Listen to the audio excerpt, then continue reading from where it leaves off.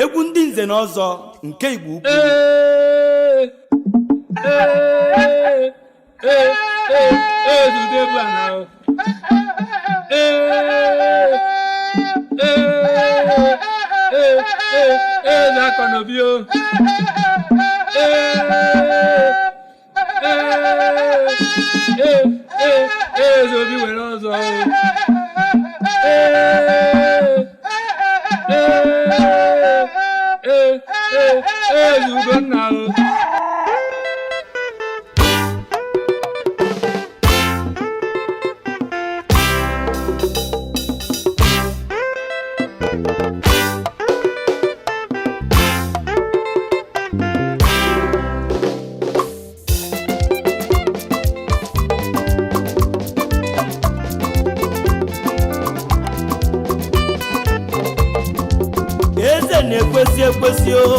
Eze na-ekwesị ekwesị, echichi na-ekwesị ekwesị. Nwanne m eze na-ekwesị ekwesị, eze na-ekwesị ekwesị, echichi na-ekwesị ekwesị. Isi kwelu ugo na-edu ugo, isi kwelu ugo na-edu ugo, isi kwelu ugo na-edu ugo. Isi kala aka na-ebu okiti nwanne m, isi aka ya ka bụlụ okiti, okiti anyị jie ya olu. Ana-abụta nze na ụbụ, nze bụ onye zuo ochie, nze bụ onye zuo ochie. Mana o nwere ndị nna m achịrị ọzọ na nwa, ibe nna gị chie ya ọzọ bụ na o nwere ibe ọ bụrụ n'ime ya.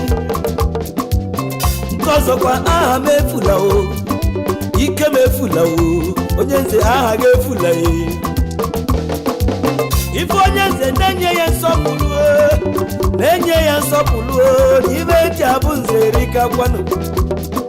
Ma gị bụ onye nze na-emekwezi omume, nze na-emekwezi omume, ibe eji abụ nze erika.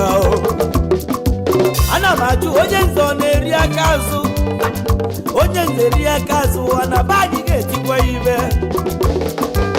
Gị bụ onye nze na-ejela obodo ozi, ị na-ejela obodo ozi, obodo a na-ejeli ya ozi. Ị na-alụlụ obodo ọlụ, obodo a na-alụlụ ya ọlụ. Ma ị na-agbalụ obodo ọsọ, obodo a na-agbalụ ya ọsọ. Kunye gbalụ m egwu ndị ọma, kunye gbalụ m egwu ndị ọma, kunye gbalụ m egwu ndị ọma. Igbo Ukwu bụ obodo Chineke gọzila agọzi, obodo eji mara anyị bụ ndị Igbo na gbogbo. Igbo Ukwu obodo bronze, ebe a na-ebute ife ọkpụtọrọkpụ, ife ndị gboo ji chi eze chi ọzọ. Ife agba n'aka na-ejiri enye nne ya o, ilu nso na ị ga-afụ, bịa ka ijiri anya gị wee kilie. Ọzọ anyị na-echi na ọ bụ n'ọzọ ọkpụtọrọkpụ, ọzọ nke mgbe gboo, ọzọ ọkpụtọrọkpụ. Igbo Ukwu na-eme ọzọ n'ebe m, ekesia na amanya eburuzie n'anya obi.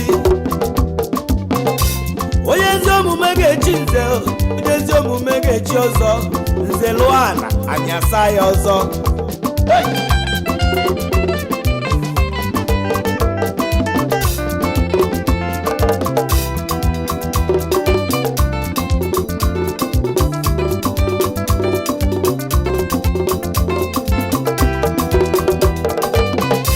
Ekene elu m igwe na-achị Igbo Ukwu, Igwe Dr. Barrister Martin Eze, idutu nke Igbo Ukwu, His Royal Highness Odogwu, Niger Opticals Ukoma. Onye nze na-ebele obodo ebele, obodo mfu na-ezu ndụ n'anya, ka ije wee dịla anyị mfe. High Chief Umogiche, F.O. Umogiche, alọ nke izizi n'Igbo Ukwu, Ezeli Ọha, traditional head UKWU quarters. Chief Sir MC Ndukazokwa, Oji Gito n'Igbo Ukwu, traditional head Ihite quarters. Chief E.E. Okoye, Ọdụ nke Ibua, Lemako, traditional head Ngo quarters n'Igbo Ukwu.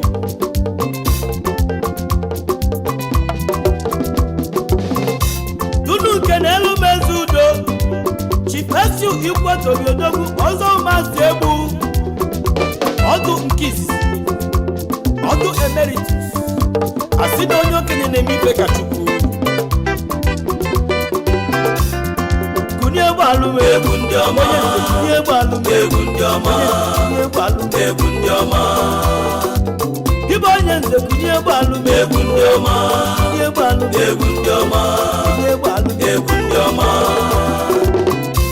Prince Sam yu ezi ifeka ezugo na nke izizi n'ikwu ukwu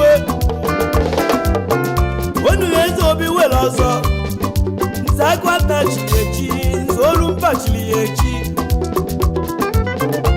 ndị Igbo ukwu wee na-esi anya n'elu ụwa si n'ọba ezugo nna ga-abụ chairman ndị nze ọchịchị ezugo nna na-akpọte nze n'ụra otego nyabazụ na mmiri ke na ọba kịdị ntaga mbụ nze ji isi ụmụọkwụ nna onye ọma eze Chukwu nne mụrụ gị mụrụ nwa vice chairman nze na ọzọ nke Igbo ukwu onye nwa bụkwa chairman ebe ọzọ ngo onye nkụzi kụziri Osinachi ka nnekwu ibe a Ichie Fabian Okeke umenna nyelugo 1 aka na-edere anya akwụkwọ na nze na ọzọ ife anyị na-ekwu ka ọ na-ede Honorable Dr. Tony Okoye nze Ọkpalugo eze Akọnobi onye nwe bụ assistant secretary na nze na ọzọ Igbo ukwu onye nwe bụkwa secretary ebe ọzọ nke ezi Igbo nze Salinus Umekafọ eze Ndụkakụ ụda akwụkwọ ego ka Igbo eze dike nze Clibert nwoke dike oke mmadụ n'irika ongi bụ chekwa ego ndị nze chairman ebe ozu ụmụmme oke mmadụ n'irika dike ndị Igbo Rivers na Bayelsa ka nnekwu okwe nze Martin Ezike eze nna nyelugo eze udo 1 aka na gbasara anyị ozi na nze na ọzọ Igbo onye nwa bụkwa chairman ebe ọzọzi o so na ndị anyị milio nze Ben Ọdụnukwe eze akọ na mba protocol officer ka Igbo nze Sebastian Umeloghasi Umechi Ikwelo assistant social officer Dominic Ogbueli eze anyị ekwe adịzo mma chọmma na-emeritus anyị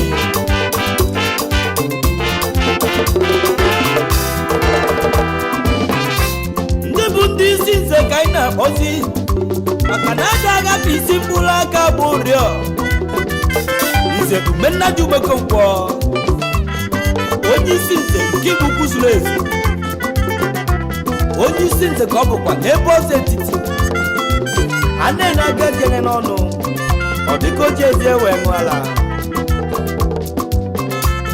ichere mmadụ nwobi eze ụgbọ onye ọha isi nze ebe ọzọ obi ụlọ Chief Sir Jesse Major Azike eze igwe onye isi nze ebe ọzọ ụmụdege Patron Igbo Ukwu Development Union ọkụ nnukwu mmadụ ka a na-ekwu maka ife a nze Joseph Umekoli eze anị n'ebe ọzọ ngo ka Igbo onye isi onye nkụzi anyị ekene gị Umennabugwu nze Joseph Ezeume isi nze ebe ọzọ ụmụume ezi ife anyị ego Umasị egbu isi nze ebe ọzọ ezi eze anyị eche eke biko ka yili Ogbuefi na Ukoefi isi nze na ebe ọzọ akụkọ ahụ ezi ife si na chi ezi ife si na chi nze Bertrand Umobi eze Okafọ isi nze ebe ọzọ iru Owere ka anyị na-ekwu okwu nze Eze Cole eze chukwu ebe ọzọ ezi Igbo ka Igbo onye isi sawa sawa sawa sawa ije anyị agbaba ndị ichie ebe anyị ndị ha na igwe na-achị ndị kabinet igwe iche jisi umanado umezinne umechika ọ dị n'aka oke mmadụ amụrụ n'oke obi n'elu mezi Ugochukwu iche Dr. Ima Igbo ọnụ oji mmiri na mgbọrọgwụ ọgbọ ndị ọrịa adị ndụ haba aka Chukwu dị n'ime ichie Aike Umenwakpo eze akọ n'obi o so na ndị nwe obodo enwe ichie CF Mafonta eze Chika dibie anyị ekenezi eze abatanụ Joseph Ntiaji okwu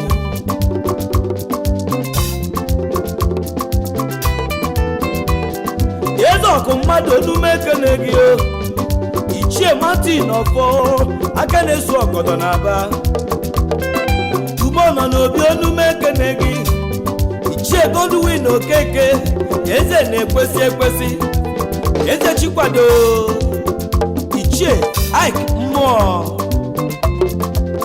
eze nna na-emerụ eze udo ya osokwabili ichie Vin ichie Christopher Okafor sokwa eze Ugochinyelu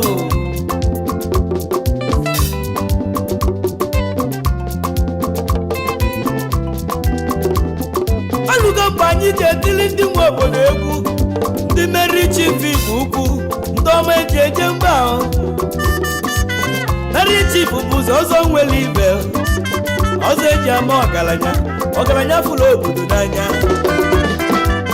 bikos na ị na-ejela obodo ozi obodo a na-ejelu gị ozi ụfọdụ n'ime ebe a na-etekọta ebe ndị ọzọ na-etinye ọkụ ebe ndị ọzọ na-agbapụ mmiri mere ime mmadụ kebe a na-azụ n'akwụkwọ ndị niile fasụrụ n'afịa ọkọncha na-emesi ọfụma a na-abụzi meri chifu na nkịtị etu onye si eme n'obodo ka ekwesị akpọnye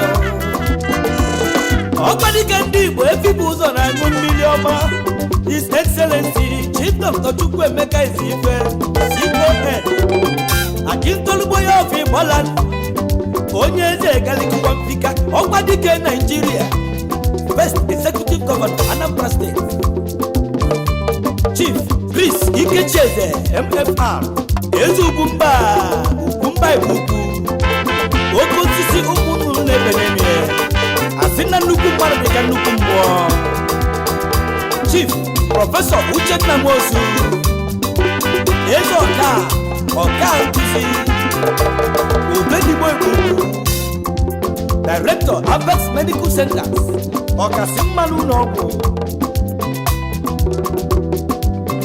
Chief Dr. Chika Mụọnanụ Ọsọfịa Igbo ukwu Chairman Igbo Ukwu Council of Mary Chiefs Chairman People's Club Enugu Branch Chairman of all Chairmen People's Club of Nigeria and the second Vice President People's Club of Nigeria International Chief A.O. Ume Ochikota Igbo Ukwu Eze Nnanyelugo Dike Patron People's Club of Nigeria Chairman Ebozu Mudege Chief Eric Nwobi Eze Dike Okide Igbo Ukwu aka lụrụ post office nye anyị ị na-ejele obodo ozi obodo a na-ejele gị ozi PG Emeritus IDU Eze Odumegwu Chief JN Umekafọ PG Emeritus Igbo Ukwu 1414 Chief Robinson Nwakile Ezife ahịa ejeje mba Igbo Ukwu Eze Ugo nwanne 1 PG Emeritus IDU o nwere okwu nwoke echiri okwu na nne Chief Esisi Okonkwo Eze Chinyelugo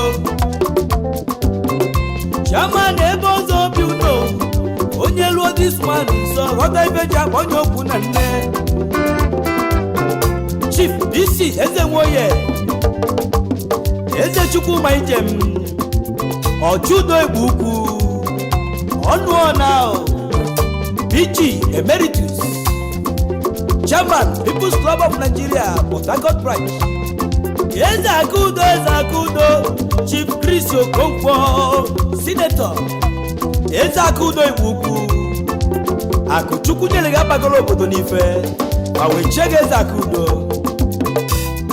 High Chief Festus Abasili Omi Ugwu Omi Fukwu Igbo Ukwu onye Chigidi Odogwu Director Star Hotels in Lagos, redefining the culture of hospitality and religion.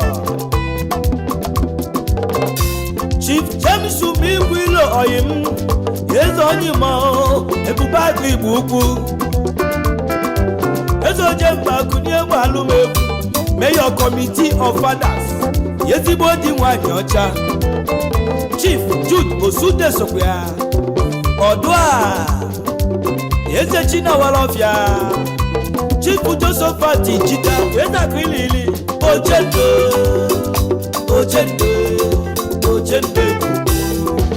Ochilazo Patron IDU Warri Branch. Chief Antonio Kavo bụ nnukwu mmanwụ. Eze Nwagụ anọ kemikal n'isi onwe ọgaranya ngadanga. Chief Pius Ume Eze Omenife Igbo Ukwu Omenife Agụata Omenife Nigeria Osinachi Ekeneyi. Chief Luke Eze Chikwe Okoye Ezike Agụnechi Ibe Igbo Ukwu ọnọ n'obi Ezike ebe ọzọ milami bụ ebu. Chief Innocent Okoye mmiri na-ezoro ọra Igbo Ukwu Eze Ọhazuru Chi nke izizi ọnụ na-ekwuru Igbo Ukwu na Abuja. Ọlụ ọma ya karịrị akarị. Ndị meri Chief Aizukọ n'obi Eze Kwesịrị Chief R.O. Nyejiakọ Eze Kwesịrị one of Igbo Ukwu Chairman Rosals International Hotels Limited. Ebe a na-ekpoli ndụ Igwe OSINACHI Chineke nụnụ niile. Nzere Okoye Eze Chebuka Papare Ugodi n'obi Eze Akọ n'obi Nze Sabatin Umobi Azje Mokoma onye Electronics karịsị President Union Club Igbo Ukwu onye Chigidi Odogwu Group Chairman Azje Group of Companies Limited. Nze Christian Okoliuda Fosogwia Eze Kweme Executive Director Contract Motors Limited na Port Harcourt. Caretaker Chairman Emeritus IDU. Eze Eze Obi Igbo Nze IN onye Nanam Amia Group na Nnewi onye nna. His Highness Nze Eze Peter Eze Agbanare Eze Olike Eze Agụnechemba Eze ndị Igbo Ichora Apapa Lagos. Nze Sir M.A. Okoye Eze Udoka National Mayor CWO nke Nigeria na nke Igbo Ukwu zuru ezu. Nze Prọfesọ Martin Mmụọ nọ n'Enyi Ọkammụta na Nnamdi Azikiwe University Anambra State. Mgbe m si n'obi bịa yili m ọ bụrụ na Abaka ka eji eme mgbe m na-esi n'obi apụta. Barrister Nze Luke Umezewulu Eze Anọwai Mmụọ na anọ. National Secretary Unijos Alumni Member Disciplinary Committee Nigerian Bar Association Plateau State Jos. Notary Public of Nigeria Principal Counsel Luke I. Mwanano and Co. All these omnipotent chambers. Yezo Omenyilo Hani Ukwu Nze Basil Osogwu bịa kene na nnukwu mmadụ na-ebuka okosisi. Group Chairman Obasi Group of Companies Limited. National Coordinator Igwe Amaka Association of Markets and Professional Groups Southeast na Lagos. Nze Innocent Eze nwanne eze Chineche ndobodogwu onye jighị iji mmanwụ onwelu gị nwelu mmadụ ọka ọbụla ụzọ omenka afụrụ n'anya Sieko Industries Limited n'Ọnịcha onye nke m nze arụsị Okonkwo mechinyelgo nke mbụ n'Igbo Ukwu aka na-eme beauty materials dị mma. Nze Benjamin Okoye sokwabili eze dị ọra mma ọmọba n'Igbo oke osisi ọzọ Igbo ndụ na-edo. Nze Jerry Okoye sokwabili ume ihe onye metalụ echichi zuru ezu n'obi Okoye. Nze Chuks Okoye bụ nnukwu nwa eze ezi nwanne dị ụtọ ọhamadike ndị Igbo South Africa ozuru oke be anyị ozuru oke na mba ofesi onye ọcha jiri ego oyibo nata bịadozie obodo anyị ọrụ na alụlụ obodo erika ife ọ na-emela obodo akarịka ojọfọ ndị Igbo na Pretoria eze Oranyelu Injinia Maxwell Umekafọ eze Oranyelu nwanne Igbo Ukwu injinia kachara acha onye anyị ga-eje mba ka Igbo. Nze Charles Okeke eze Uche Chukwu mee eze mba na-efo eze ụmụnna bụ ebiko gbalụmegwu Babs Technicals Limited ọchịrị ọzọ. Nze anaghị osi ys Ifeka umeobi dị ebube ezi Fekas Nigeria Limited n'Ọnịcha. Nze Dr. Victor Okeke Ugochukwu nnukwu onye nkụzi anyị nwere ọdụm Egwochukwu University. Nze Henry Okeke sokwa eze udo ka mma eze udo ka mma Nze Henry Okeke. Nze eze Koye Odogwu eze Afropof Igbo Ukwu bana bụ Odogwu Deputy Registrar Federal Polytechnic Oko. Nze Satin ezi Ruak ezi Fedeba Ogbuefi Akụilili Nwomili ọnwa aka ma Dr. Valentine Ezekonobi Okoye umeọdụ n'ugbo onume ekene gị. Nze Sunday mmụọ na anụ echichi kwesịrị gị. Nze Duwin Nwagwu kunye gbalụmegwu ndị ọma mgbe nna bụ egwu ndị ọma iko kunye gbalụmegwu ndị ọma. Nze Samatu Nwiwu ezugo Nwiwu n'Igbo Ukwu. Nze Sam Martin Onyemelukwe eze ọhamadike ebe ọzọ ezi ka isi eje. Nze John Ezife sokwazie eze Chinemelu.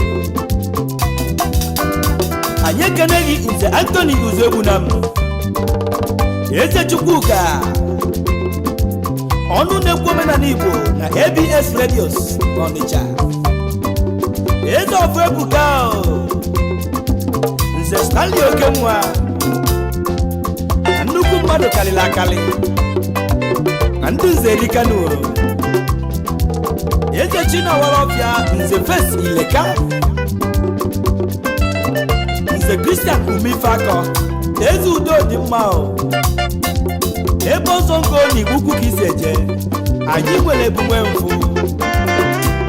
Nze Basil eze Chukwu na-emelụ eze onwe egwu Okwosude eze Ojeki Sperial Indo. Chinechukwu Emeka Okafọ bịa ili m ongi chili ezi Ikezuagụ asị na Ikezuagụ ọnụmana Ikezuagụ otinye isi n'ọfịa afụ dị mkpa afịfọ na-eme. Eze kwesịrị n'ịdị mma Nze Onyeọkachukwu ezi nwa eze Kolibia Kene Chiama na ebe ọzọ ezi Igbo ezigbo enyi Osinachi ekene. Nze Saluko Okafọ eze Obiakọ nwa onye nkụzi akachalacha na special classes. Ezi Ike Chinedu sokwa nze Luke Okoye, anyị ekele nze Ernest Okeke, eze Ugochukwu, eze Ugoatọ, eze Chinedu gịga ị na-ekenezi nze Stephen Azike, papa Ifeanyi Chukwu, unu afụgo na ezigbo nna na-amụta ezi nwa, onye kemisti ọkpụ tọrọkpụ aka na-ele ọgwụ oyibo.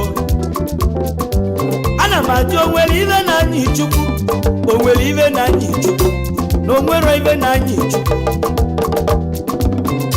Onye anyị kpọrọ afanye enwe n'iwe, onye nna kpọrọ afanye enwe n'iwe, na ndị nze erika erika,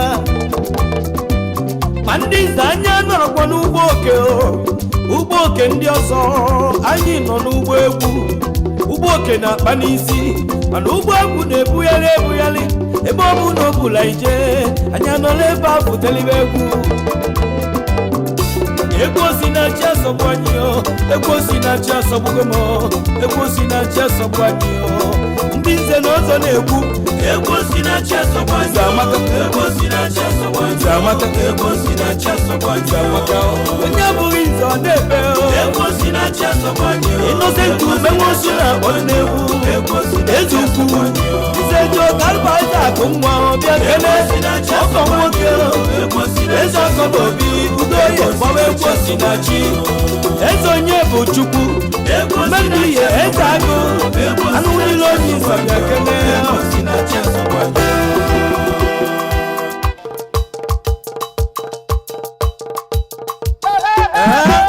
oruo ka ọ na-elu mbọsị ndị nweta ka ha nwe mbọ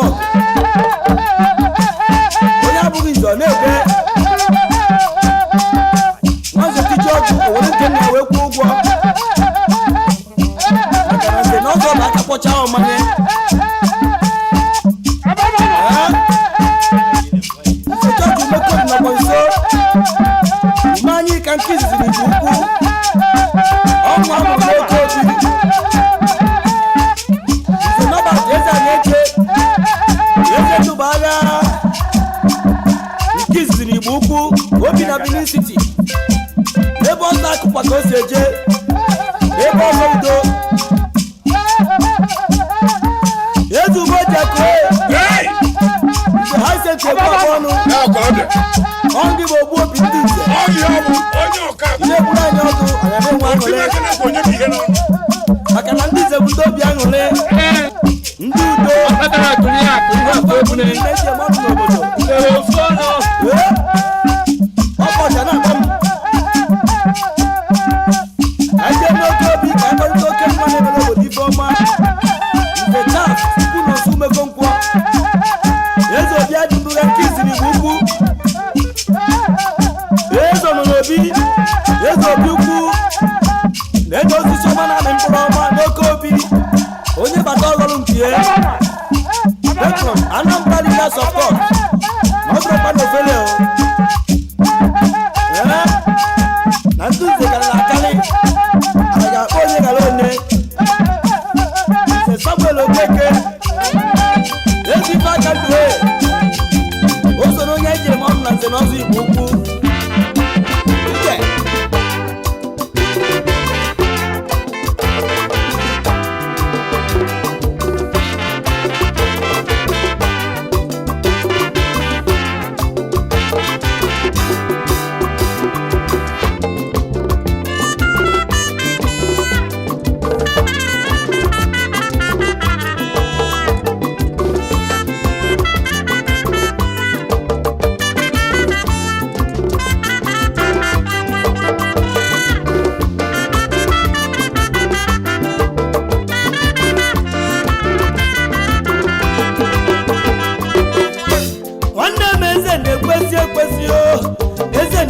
ekwesị echichi na-ekwesị ekwesị isi kwelu ugo ga-etu ugo isi kwelu ugo na-etu ugo isi kwelu ugo ga-etu ugo isi kara aka na-ebu okiti nwanne m isi aka ya ka bụrụ okiti anyị jie ya olu onye na-abụghị ịzọ na-ebe nze bụ onye zu ochie nze bụ onye zu ochie ị na-eje n'obodo ozi obodo a na-ejelu ya ozi obodo na-ejelu ya ozi, obodo na-ejelu ya ozi. Ị na-agbalụ obodo ọsọ, obodo na-agbalụ ya ọsọ, obodo na-agbalụ ya ọsọ, obodo na-agbalụ ya ọsọ. Ị na-alụrụ obodo ọlụ ọma, obodo na-alụrụ ya ọlụ, obodo na-alụrụ ya ọlụ, obodo na-alụrụ ya ọlụ. Nze Kenneth Ezudoye Umenna Joba Secretary Eboze Etiti Akaleme Electricals n'Ọnịcha. Eze Obi Udo nọbịa Adolphus Okeke, Nze Gilbert Okonkwo, Eze Chima na mmadụ karịrị akarị. Onye ka a ga-ewe, onye ka a ga-aha? Ndị ise na ọzọ ka anyị jee n'ebe ọzọ ngo, anyị jee zute nnukwu nwa ọgaranya fụrụ ogbe n'anya. Eze onye bụ Chiokoye Vitalis ọdịna nwata bụrụ eze. Ife ọ bụ na mmadụ na-emene n'ụwa ya biko lụtakwọ na ndị obodo na-agbakọ. Ị na-ejela obodo ozi, ị na-ejela obodo ozi, obodo a na-ejelu ya ozi. Ị na-alụrụ obodo ọlụ, obodo a na-alụrụ ya ọlụ. Ị na-agbalụ obodo ọsọ, obodo a na-agbalụ ya ọsọ. Ọrụ omenalụ na ndị Igbo ukwu ka ndị Igbo ukwu ji chie gị eze onye ebuchi. Ọrụ ọma gị na Lagos akalika fechikidego gị echicha marọtiva ga-echi gị. Ndị Igbo niile wee kwekọrịta si na gị ga-abụ eze eze ndị Igbo na Oliade obi ndị Igbo na Abụlado eze onye ebuchi n'Igbo ukwu.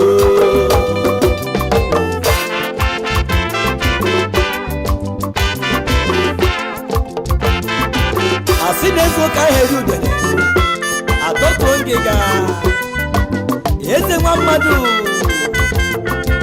Nze Okwuchukwu Zekoliso n'ebe ọzọ ezi Igbo ka anyị nọ kịta, ka anyị kpọlite nwa iji eje mba. Eze nwa mmadụ odogwu, eze nwa mmadụ odogwu, eze nwa mmadụ odogwu. Umenna nyere ugo na egwu nze na-akpọghị Nze Godwin Umenwa, onye chiki ji odogwu, onye omejeje mba. Ọrụ omenalụrụ Igbo erika, ibe omi na-emere Igbo erika. Anyị ga-aka one ghara one. Nze Bertrand Abasili, eze akwụrụ ekwu, Chairman Eboze Etiti.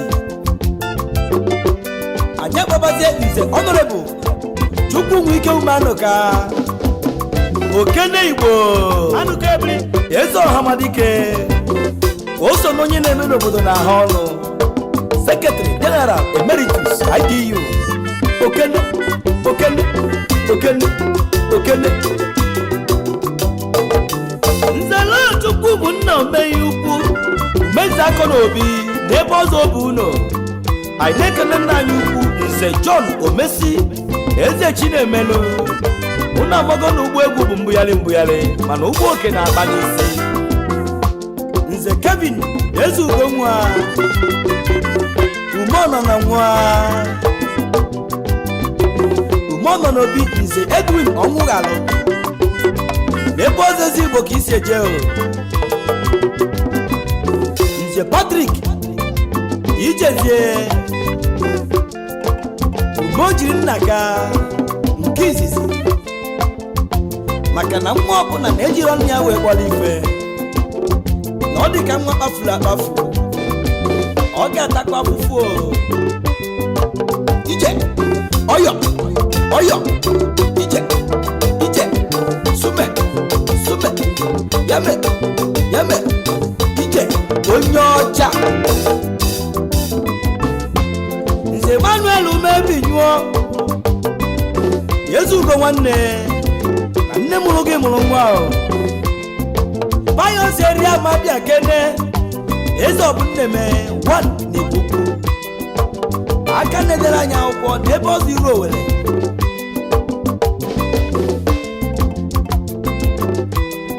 Eje n'ebe ọzọ ngo, eje zụta ode akwụkwọ umelu gasibia kene nze MP ezani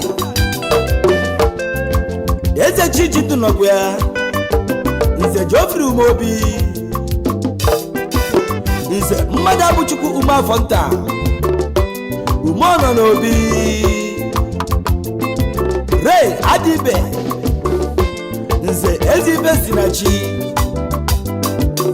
nze Joseph Okeke sokwabili omihi ukwu ebe ọzọ akụkwa ka anyị na-ejezi ka ejewe ume nna nyelugo Dr. Sylvester Okonkwo bịa kene chairman ebe ọzọ akụkwa o ji afifie na mgbọrọgwụ agwọ ndị ọya onye chukwu kpọrọ ya bụ ike na-ekonanya n'azụ maka na adị azụpịa n'afịa nna welosia